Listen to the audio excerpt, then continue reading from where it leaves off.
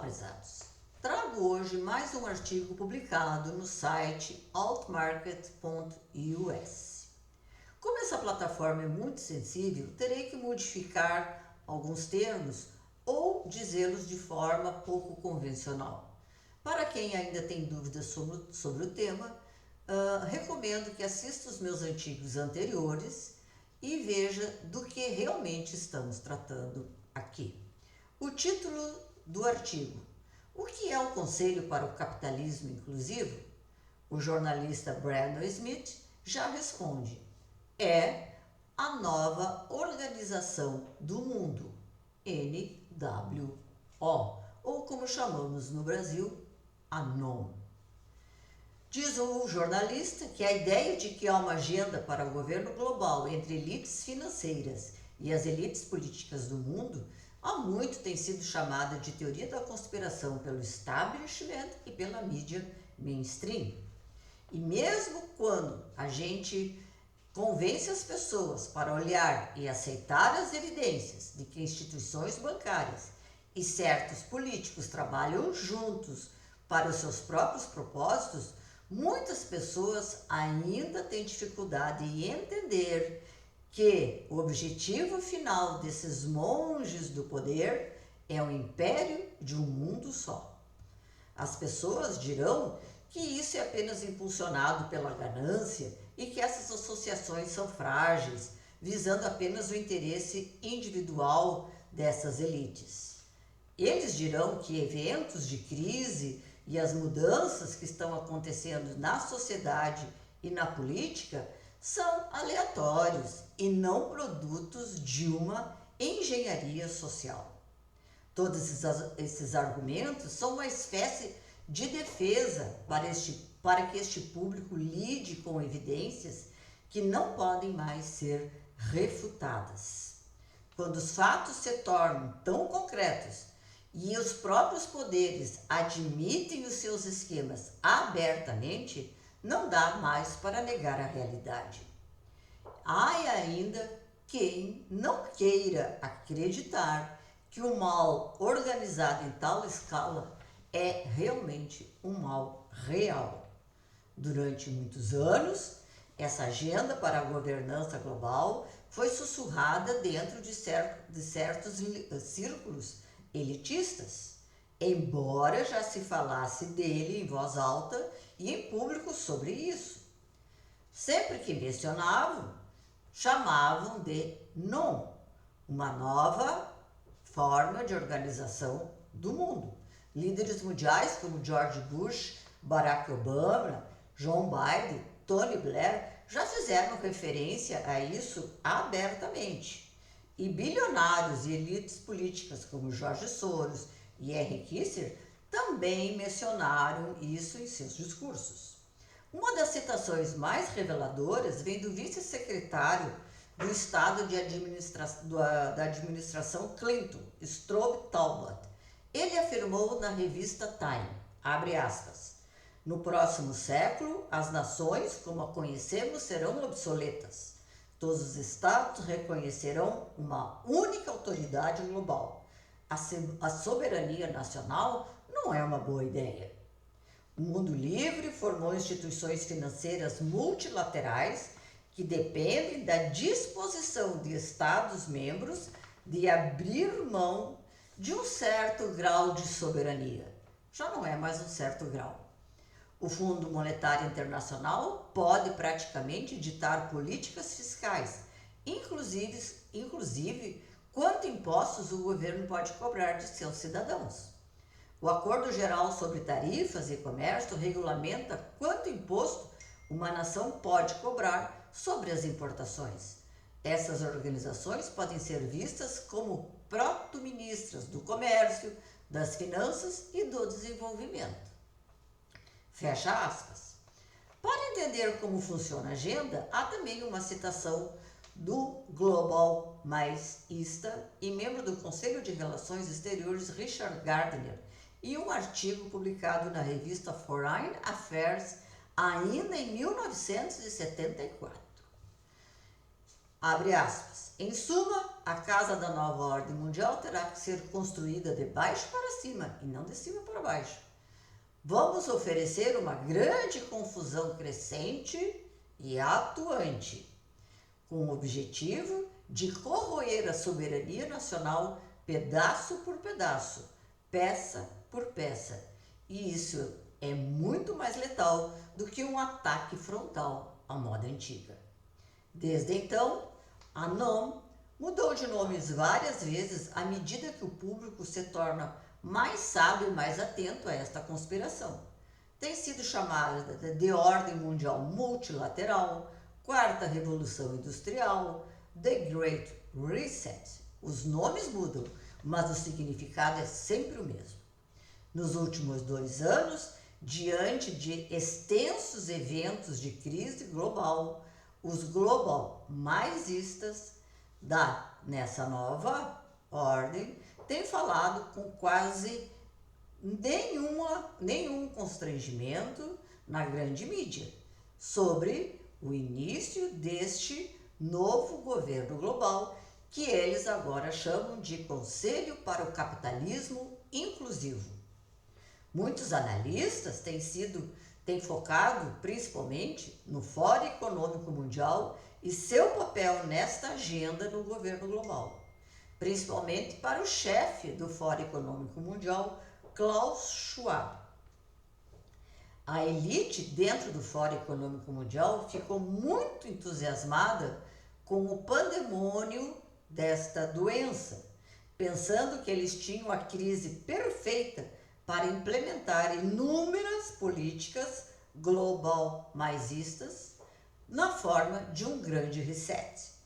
Como se viu, a doença não estava nem perto de ser tão mortal quanto eles inicialmente previram num evento em outubro de 2019, chamado Evento 2.0.1. Não posso falar exatamente no nome do evento para que esse vídeo não caia novamente. E o público não foi também tão submisso como eles esperavam que pudessem ser. O Fórum Econômico Mundial deixou o gato sair do saco muito cedo. Então, vemos como crise após crise, dominós vão caindo até chegarmos a um único evento que eles acham que vai levar as massas a aceitar essa governança mundial. Enquanto o Fórum Econômico Mundial é regularmente frequentado por global maisistas de alto nível, esse Conselho para o Capitalismo Inclusive parece ser agora a forma como eles vão iniciar a implementação dessa nova governança. A fundadora deste grupo é Lynn Forrest de Rothschild, membro daquela dinastia que há muito tempo está envolvida monetariamente em influenciar governos há gerações. Também o Papa Francisco e o Vaticano já estão publicamente dentro desta ideia desde 2020. E uma das principais narrativas do Conselho Capitalista de Inclusive é que todas as religiões devem se unir aos líderes do capital para construir uma sociedade, uma economia que seja justa para todos. Essa declaração de missão é bastante familiar, pois são exatamente os objetivos do Fórum Econômico Mundial e o seu conceito de economia compartilhada. Um sistema em que você não terá nada, não terá privacidade, tudo será emprestado, será completamente dependente do governo para a sua sobrevivência e você ainda vai gostar muito disso. Em outras palavras, o propósito do capitalismo inclusivo é enganar as massas para aceitar uma versão renomeada do comunismo. A promessa será que você não terá que se preocupar mais com seu futuro econômico, mas o custo que você irá pagar é a sua liberdade. O Conselho Inclusivo de Capitalista é liderado por um grupo central de líderes globais que eles chamam os guardiões. Sim, senhores, esse é o nome. Não é brincadeira, é real.